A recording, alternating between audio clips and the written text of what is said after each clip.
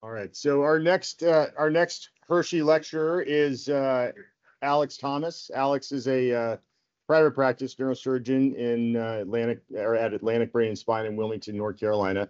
Um, Alex, over the last couple of years, has become a very good friend of mine, someone I very much enjoy being around, and in his young career has emerged as perhaps the foremost expert on lateral single position surgery. He's a great educator who's trained countless numbers of surgeons in his own operating room and has really perfected his craft as a master surgeon. He also is tightly linked to academics and industry and innovation, all of which I think are a shining example of what we in private practice have the power to do when we are as concerned about moving the needle forward as we are about everything else that we do. So I think he is, to borrow David's term, a bit of a unicorn in many ways because he does it all really well. And I think, we are all privileged to have him here to show us his technique as he's pretty much maximized the efficiency of this operation every time we discuss it. And his approach and what he's doing differently is pretty remarkable. So I've yet to see it personally myself. So I have to see if all the hype's, worth it. From him. So anyways, Alex completed medical school and residency at Georgetown University and now is at Atlantic Brain and Spine. So Alex, welcome.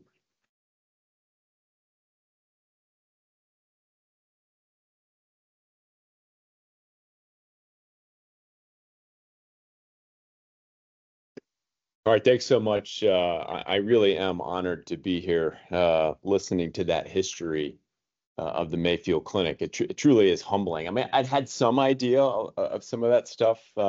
Dave and I were just looked at each other at one point during that talk, and we said to each other, we still use the Mayfield head clamp all the time. It's crazy how simple that thing is, so practical, and yet so important to all of our practices still. Of all this advanced digital technology that we're talking about, something as simple as a Mayfield head clamp is still so relevant to us. So it really is an honor for me to be here. I'm going to, it's goes without saying that it's hard to follow a talk like that. As the undercard, I should have been put first, but I thought that's how it works in these things. But I'll do my best. But I'm going to talk about innovation less on the macro scale like David did and refocus on kind of that patient by patient philosophy that he alluded to at the end, that innovation comes in many different forms. And you can use this, all the trainees here, the new attendings here, you guys can use this to influence your patients and always think about innovating, even if it's on a micro level. Here are my disclosures. One other one that's not mentioned here is that I am not a deformity surgeon. I think during David's talk, I was Googling some of those measurements that he put up on one of those slides, just so I could at least sound intelligent. So what we'll talk about, I want to talk about where lateral single position surgery came from. I like to talk about 3 pillars of lateral single position surgery. We'll talk about some of the benefits, why you would want to do this in your practice. I'll talk briefly about prone single position surgery and how lateral differs from that, and then we'll close with a very quick case example. So, by the way, I'll try to stay agnostic and say L-lift, but I do X-lift with NuVasive exclusively, so pardon me if I use the terms interchangeably. I love X-lift. I love lateral surgery. I think it is the absolute best way to do a lumbar fusion at L4-5 and above. You get a minimally invasive corridor. You can deliver these huge cages pre-2019, David. I'm like you. I'm embarrassed about that, but you get this powerful correction of deformity, restoration of height, indirect decompression with this minimally invasive corridor, and there's no question that if I had a spondylolisthesis at L4-5, I would want an X-lift. I probably want David to do it, but I would want an X-lift. And we've been working over the past 20 years, as he alluded to, making it safer and safer. And it turns out that it's made a difference. particularly at L4-5. There was this fear years ago that, if you were doing XLIF at L4-5, you were committing malpractice. When I started practice, an orthopedic spine surgeon at the hospital where I worked at in DC was telling everybody around the hospital that I was committing malpractice by doing what I was doing. He's now the chairman of orthopedics at Georgetown. You can look him up. I'm still not a fan of him, but I guess he's done okay. But this is something that we just published this year. This is XLIF at L4-5, the largest series of XLIF, largest series of patients undergoing XLIF at L4-5, 7 surgeons, 3 countries over 5 years. And look, I mean, this feared femoral neuropraxia, you see it transiently in less than 1% of patients, but no patients had that neuropraxia persisting at a year. So this notion that XLIF is unsafe at L4-5 is just nonsense, particularly when you commit to a standardized technique, advanced neuromonitoring. You compare that to, for example, Paul Park's huge study looking at TLIFs and lateral surgery. And I would argue that XLIF is probably the safest form. It's certainly the most scrutinized. And I would argue it's the safest form of lumbar fusion. But what about this, though? This is data of the fusion market, looking back a few years and projected out to 2029. And this, I think everybody should be doing XLIFs. It baffles me. I guess I'm just a one-trick pony, and I think this is great. This is the way everybody should be doing it. But that's not true. Not everybody's doing it. 25 to 30% of the market is lateral surgery. 50% is still TLIF. And so why is that? I think XLIF's amazing. Why doesn't everybody else think it's amazing? Because let's face it, I mean, there are some limitations. XLIF has limitations. First of all, there's this perceived need to flip prone to place your posterior instrumentation. There's a perceived need to directly decompress severely stenotic levels. I purposely made that small because I really don't think it's a true limitation. We'll talk about that later. But I think the biggest one is, what do you do about this case? What do you do about L5S1? These are all limitations because they require the inefficiency of having to stop what you're doing, take down the drapes, reposition the patient to start the next stage of the case. And so lateral single position surgery came about to address all of these limitations. So the first thing we did was, all right, how do we put screws in the lateral position? This is a feasibility study that we published in 2018.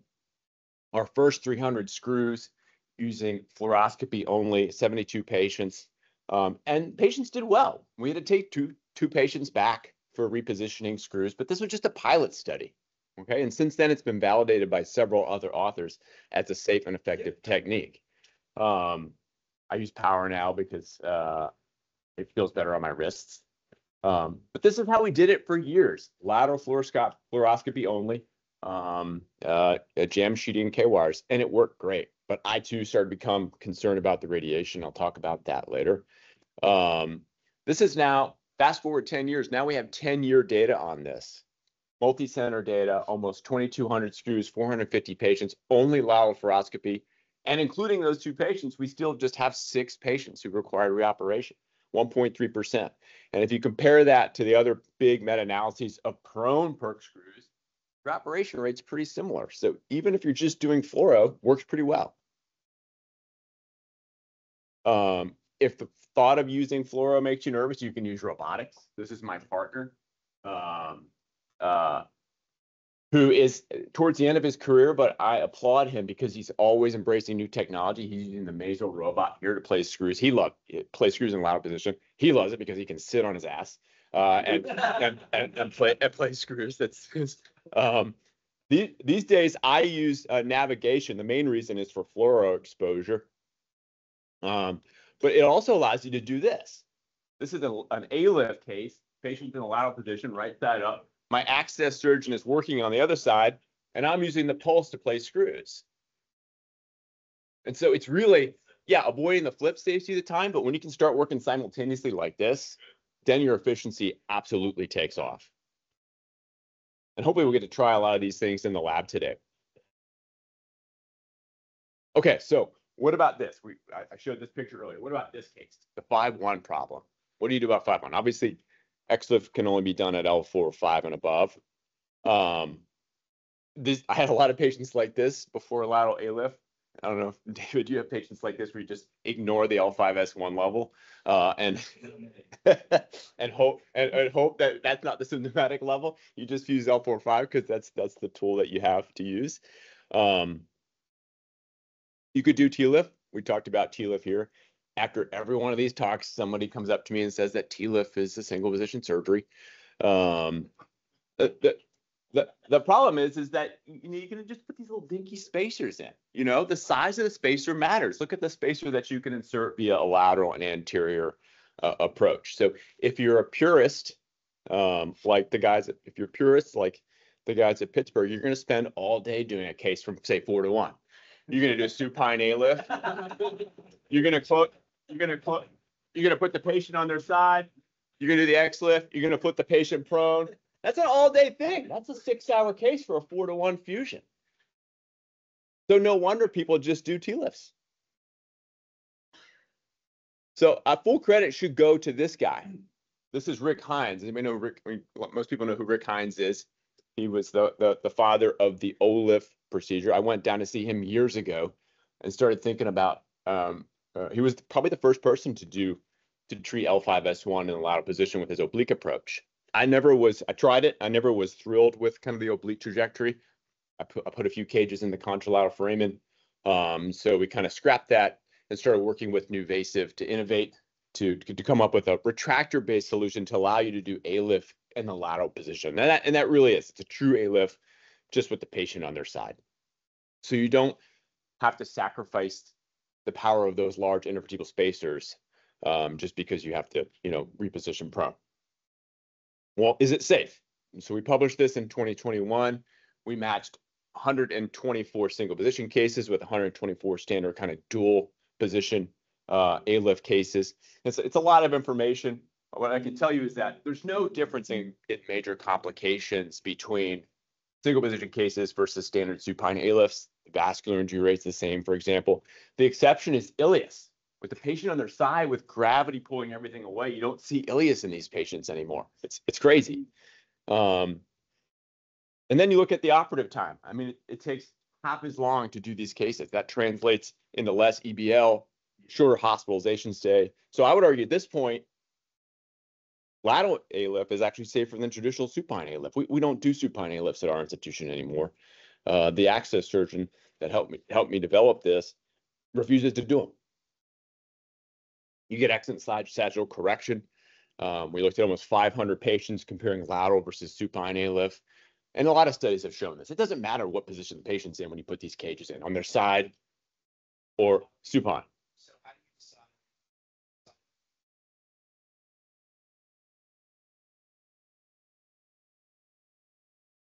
For sure. Yeah.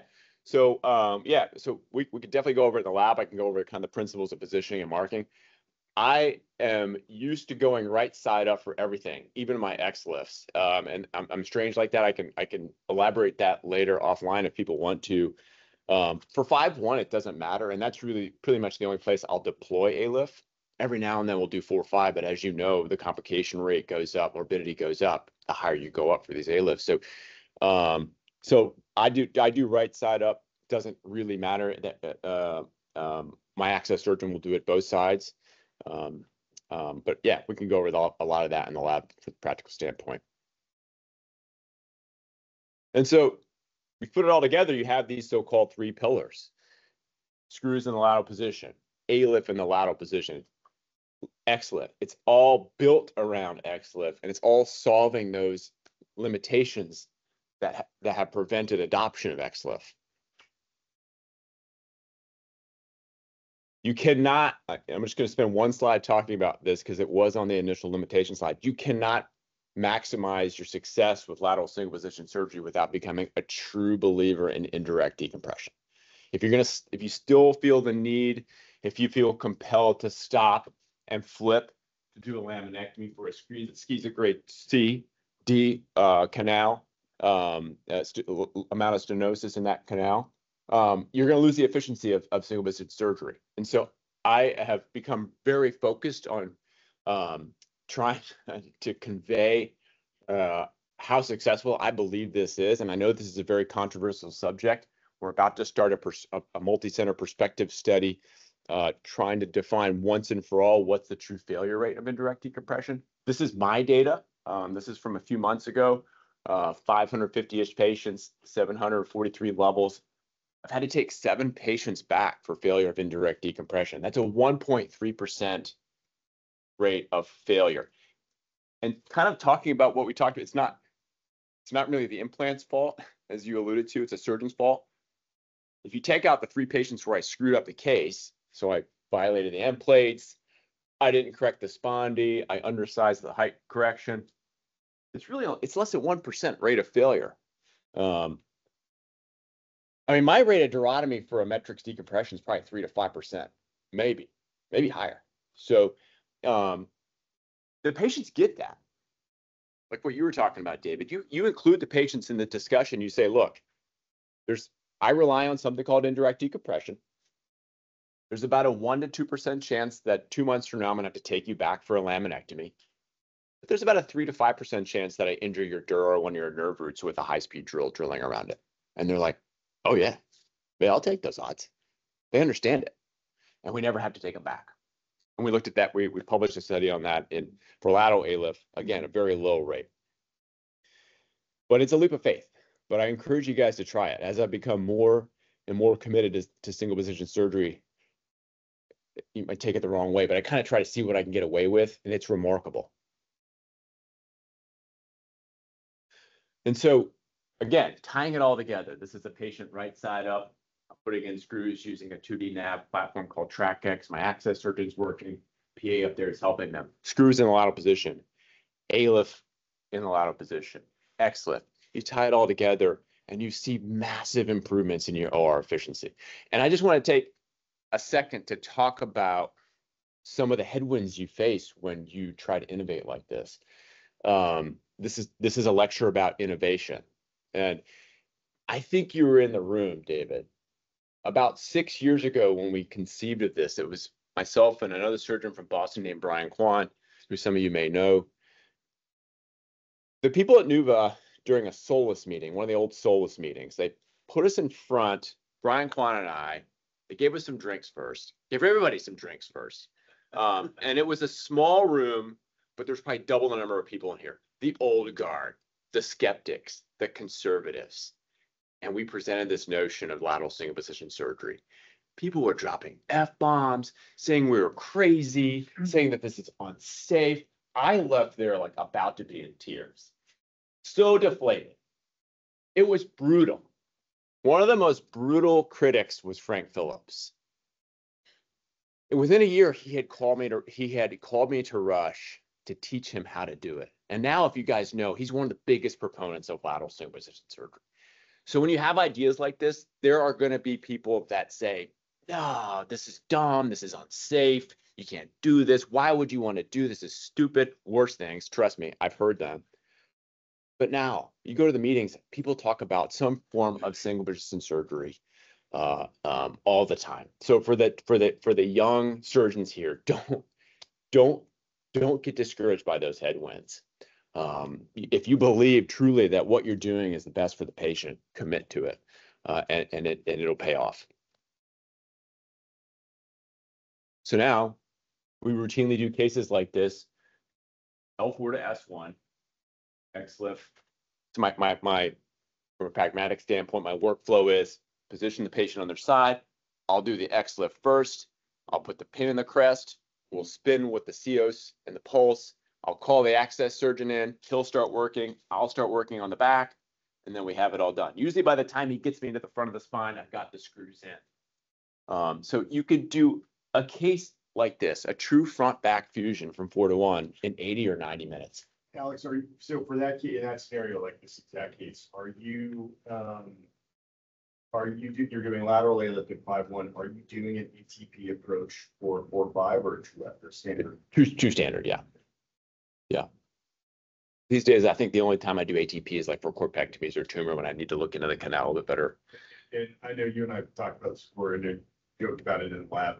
But what do you mean the crest? So are you how often do you find yourself limited by anatomy, either position, the femoral nerve or the crest in your decision making, and how often does that push you anterior or 4 or 5 instead of left? So I think the only thing I look at now is the psoas muscle and its relation to the spine. If it really is risen way up in front of the psoas, I mean, that's a transitional segment. I'll do an A-lift there, but otherwise I don't look at the crest.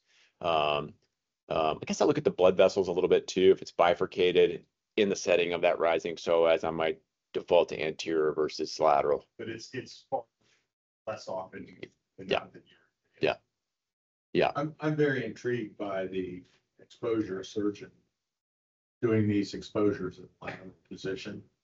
Are there any, does he or she do them the same amount of time as when they're laying on their back? I would say it's faster. Faster?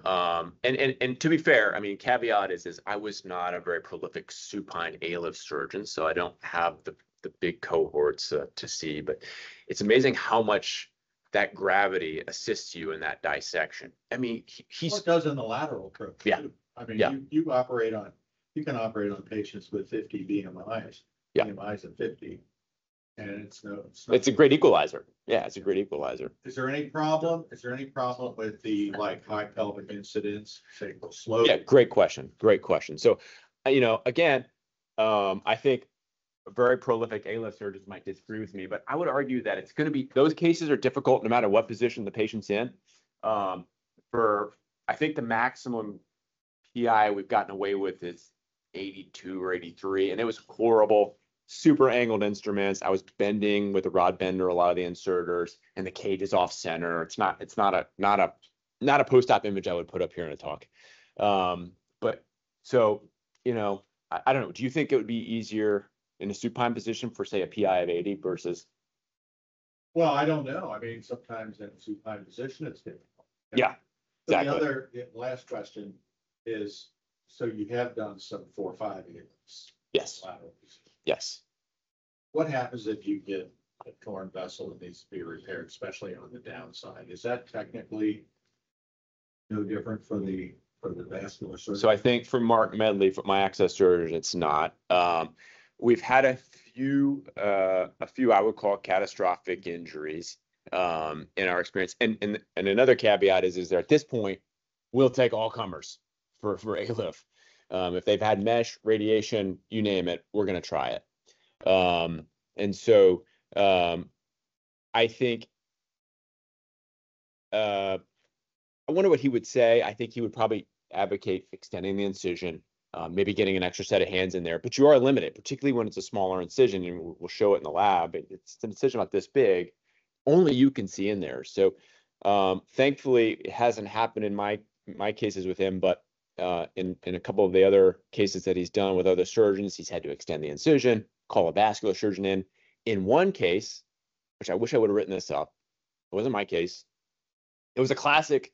I love hearing him tell this story. It's classic. When he left, it was fine. The blades were in place. It comes back in. The case looks fine. The cage looks great. And the neurosurgeon, one of my former partners, says, "I don't know, there's a little bit of oozing behind that blade. I don't know. I don't know what it was." And he kind of left the room. And then as soon as he pulled that blade out, it was on the floor bleeding. And the back wall had avulsed. In that case, they were in big trouble. And what they did was they called the endovascular team in. Because the patient was on their side, the endovascular team gained access to the popliteal system and back of the knee and floated a catheter up, put a stent in. And I think that was only possible because the patient was there on their side. And I've heard of a few other instances where they've done that. But so I think it's a scary situation no matter what. I'm kind of nervous just thinking about these cases. Yeah. Yeah. I know. So for L4-5 exposures, do you prophylactically prep the popliteal space? We should.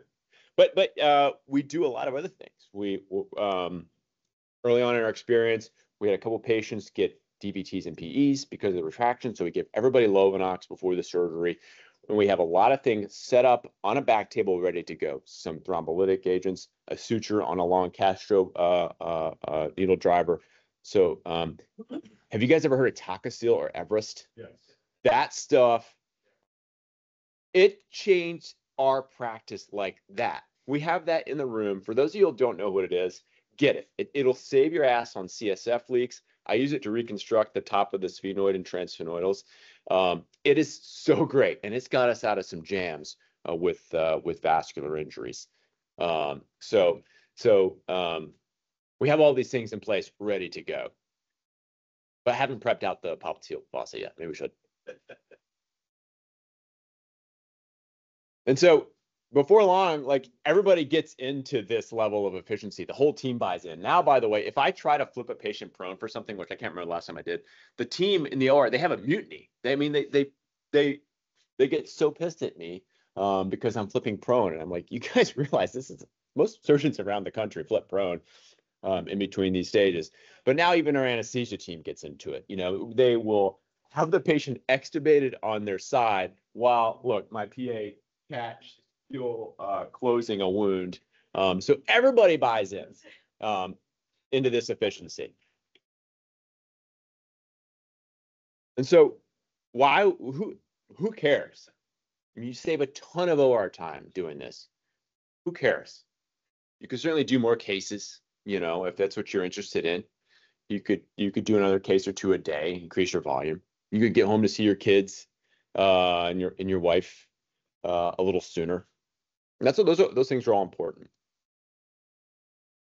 But I think this is what really matters. Things like this. This is a study that was just published out of Utah.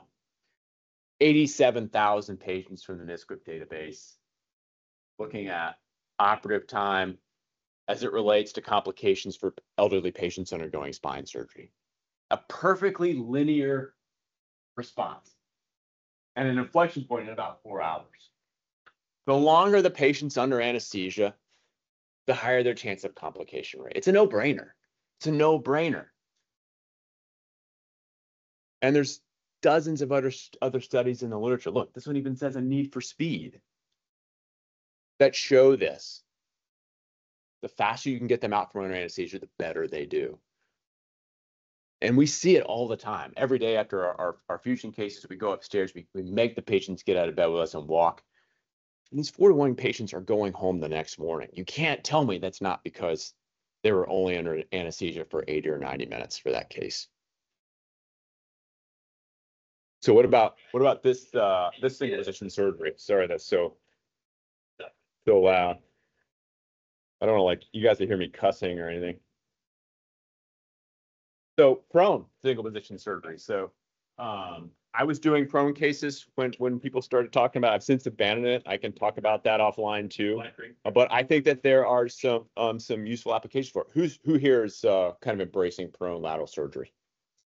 I've done 5 or 6. Yeah. I was expecting more hands to be raised because I thought it was in vogue, but it's interesting because I feel like less people are talking about it. Yeah, I think so. It's one of those things that really, you know, a company out there had predicated their existence on it, and it was being pushed on people heavily for a long time, and they, you know, at the end of the day, you're fighting to prove that it's as safe and as good as the standard, and I don't think. Yeah, that they've done that. Yeah. And so I think that there are some supposed benefits. I think there are some real benefits.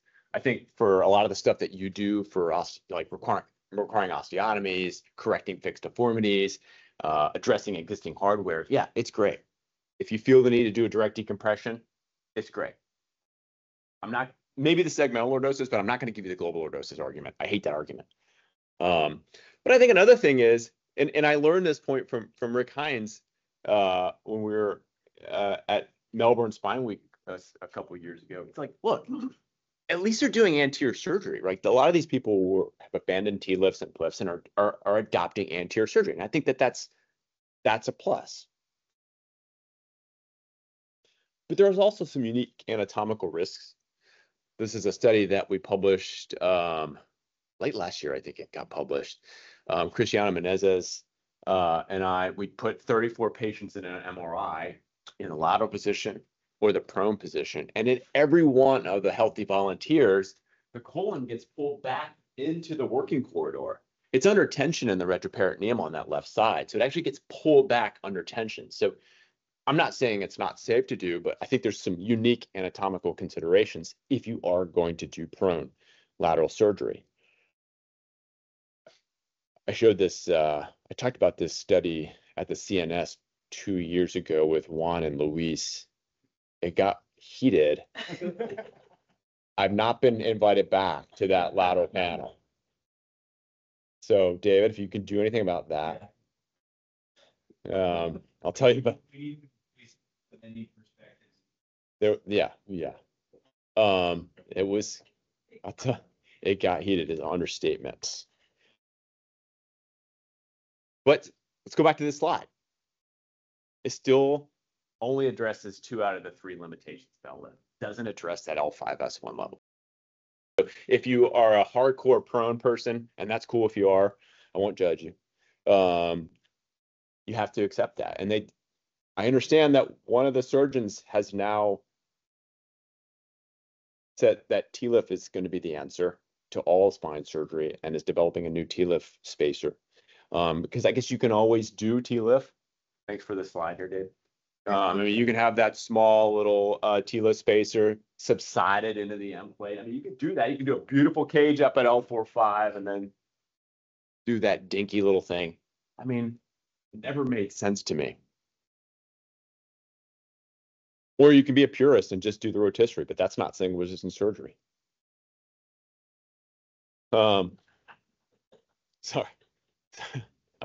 I hate when people are dogmatic on when they're talking, but I'm dogmatic about TLIF. Like strong feelings.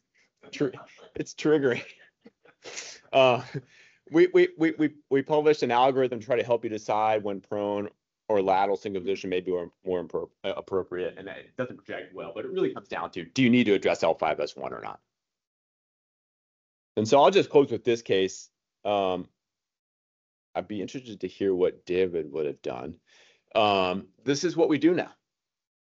I'm not a big deformity surgeon. I will do L2 to S1s for lumbar degenerative deformities. But using lateral single position surgery, you can do a true anterior fusion, posterior fusion from L1 to S1 without ever repositioning the patient. This is a 62-year-old guy, retired Marine officer from Jacksonville, where Camp Lejeune is. Severe back and bilateral leg pain. I think he did a lot of airborne jumps and stuff. Not horrible PLL mismatch, but some flat back, severe back pain, particularly when he was up and about. So we did XLIF from L2 to L5, A-lift in the lateral position, and then the perk screws all in one position. These cases take us about 3 hours now for L2 to S1.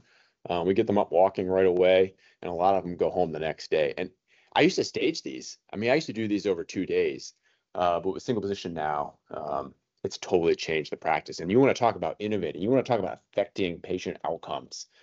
I mean, think about what that case was like. 20 years ago, Dr. Joel. I mean, it's crazy how it's changed it. So that is the power of lateral single position surgery.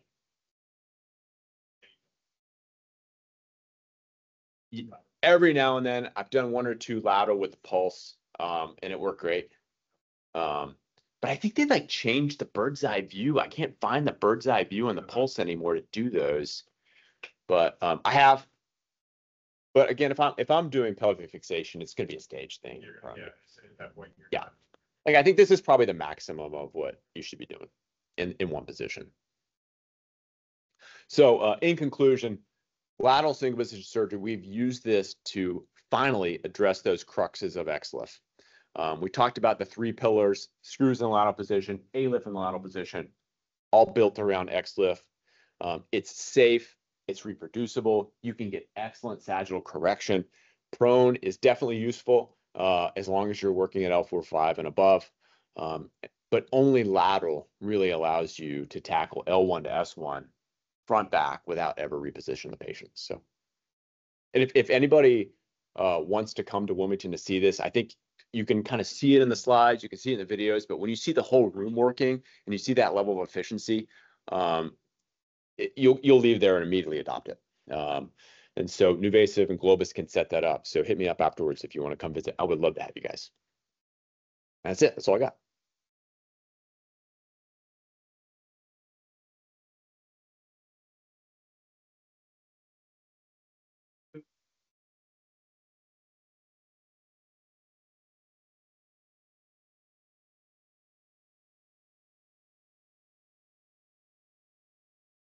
A lot of the people I talked to learned it with fluoro and have abandoned it. What's your technique, and do you notice a difference in it? I wonder why they've abandoned it. I don't know. Abandon the, The old, or yeah, oh, and you ATP. gotta use a fluoro from Moderated. the leak interior of the crest. I think, look, I'm very simple-minded. I mean, I'm just blue collar, community-based neurosurgeon.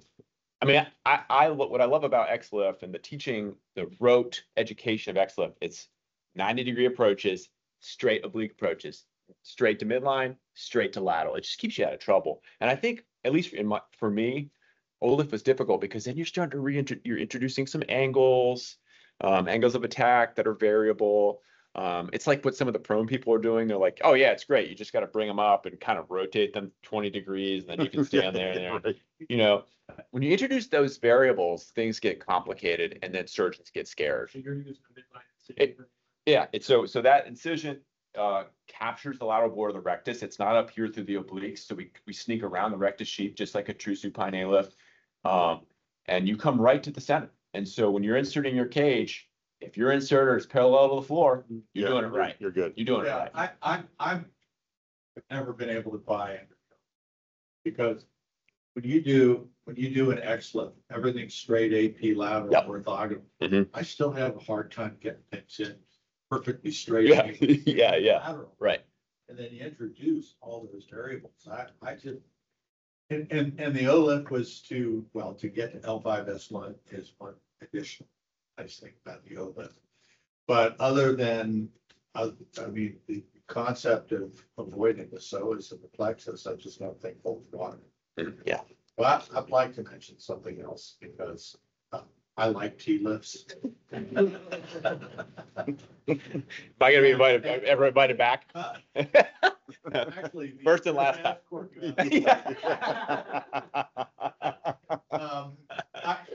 I think that case showed the L5S1 is an example of maybe surgeon error. For sure. You damage the end. For sure. I mean, Yeah.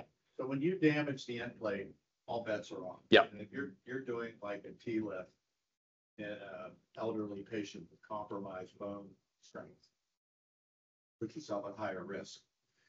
But there are a couple of things that really bugged me. One is like you can't get lordosis with the T-lift, which I think is wrong. And I'm still bugged by an article that was published in 2007 where Stephen Andra did a comparative study between X-lifts or A-lifts. Is that the one that showed us kyphosing? And Yeah. showed, superiority of the A-lift approach for lordosis. Well, I think it's a technical skill of the surgeon to be able to induce lordosis Of course. in a spine that's not so stiffly spondylitic. It's just easier to induce that with a bigger vehicle. Right. But the thing that I always think about is when you do an X-lift, right, the vertebral bodies are scalloped, right? The end plates are not straight. So you're putting coast to coast cage in, right? So the real contact with the X-lift cage is on the far lateral and far proximal end plates, and there isn't direct contact through the central scallop portion. And yet they still fuse. Mhm. And so the argument, I think, is that when you put a T-lift cage in, you're not putting it in on the end of the end plate, but you're actually getting good contact with hopefully the anterior part of the end plate, which is stronger. And I think the rationale of the argument for small cage versus big cage, small cage and T-lift and big cage and the X-lift is like confounding. Because you don't have that much direct contact with the end plate with the X-lift cage. I hadn't thought about it that way. Well, yeah, because you need to, so you're crossing two apophyseal rings. But I think going back to, I think what Brian said, and then what David was saying about going to see Harms operate, I mean, is a hard operation to do really well. And then I know what Shapley does, takes down both facets, puts the way up front, cranks down to get the good lordosis. I mean, that's a beautiful procedure.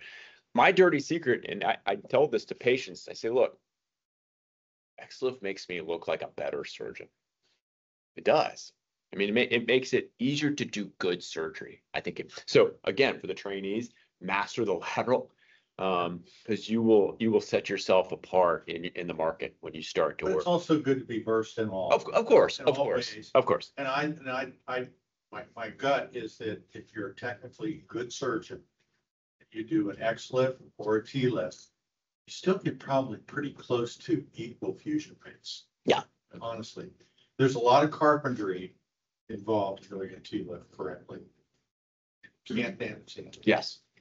Do the symptoms or the efficacy of indirect decompression vary at all by the symptoms from the compression?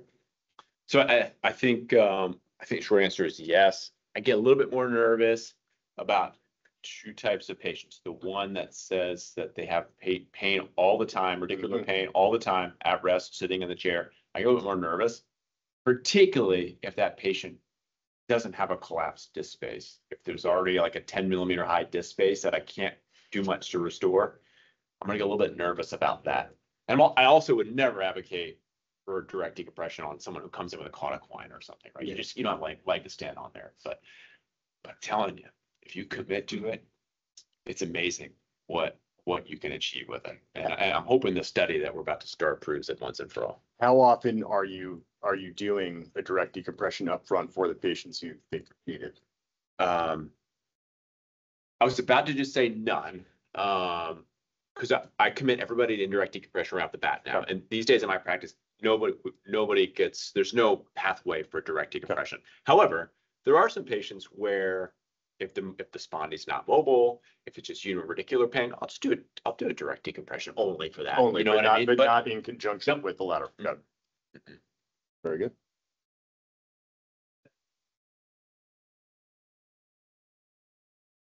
You're doing single position? Yeah. Oh, yeah. All cases involving 5-1. Okay. Yeah, for the accessor. And you're doing 4-5, because you're doing 4-5 straight lateral, you don't have an access surgery. That's right.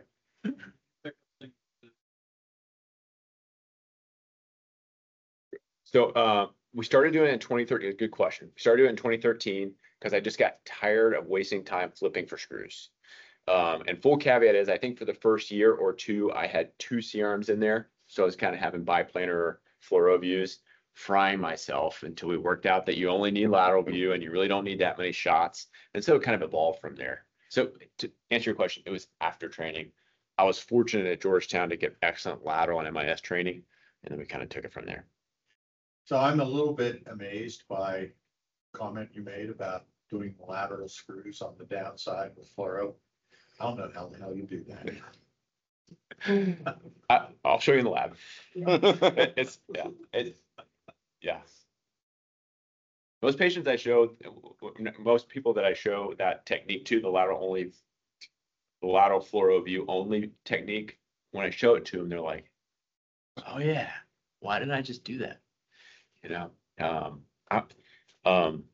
I think the last thing I'll say, I didn't mention this during the talk, is I hope you guys don't know me personally. He does, but I'm certainly not up here just saying, look how awesome it is what we're doing. This is something, if you guys commit to this, particularly you guys are so facile with these techniques and technology, anybody can achieve these times. Anybody can achieve these outcomes. You just got to commit to that single position strategy. Fair enough. Yeah, positioning on the bed, since you have to be close to your screws, Sure. what challenges that present to the accessor? I think it's a theoretical challenge. If I'm doing fluoro only, which by the way, TrackX counts for that because it's kind of a fluoro-based nav system, the patient has to be positioned all the way back. I like to have them all the way back. Actually, in every case, I like to have them all the way back just because there's no interference with padding, right? When I use pulse and COs, the field of view is so narrow, we got to move them to the center of the bed. And that gets a little bit more annoying. So it varies based on what strategy I'm using. But to go back to your original question, The access surgeon, thankfully, he doesn't complain anymore. He complains about other stuff, a lot of other stuff. But he doesn't complain about that. He doesn't There's complain. nothing special he does for the guy. No, I don't know if you remember the original XA lift system had this long arm that said Nuvasive on it in a really big font that was attached to the down blade. That would always bang into the bed. We got rid of that. And it's a lot lower profile, so we don't have that problem anymore. But interesting, we just did a lady this week, BMI like 22, very fit, older lady, petite. That was challenging because we're both kind of far away from the edge. It was hard to get her in the center of the CO's field of view. We're both far away from the patient. And then she ended up doing great, but those can be paradoxically challenging. All right. Very good. Thanks, Alex.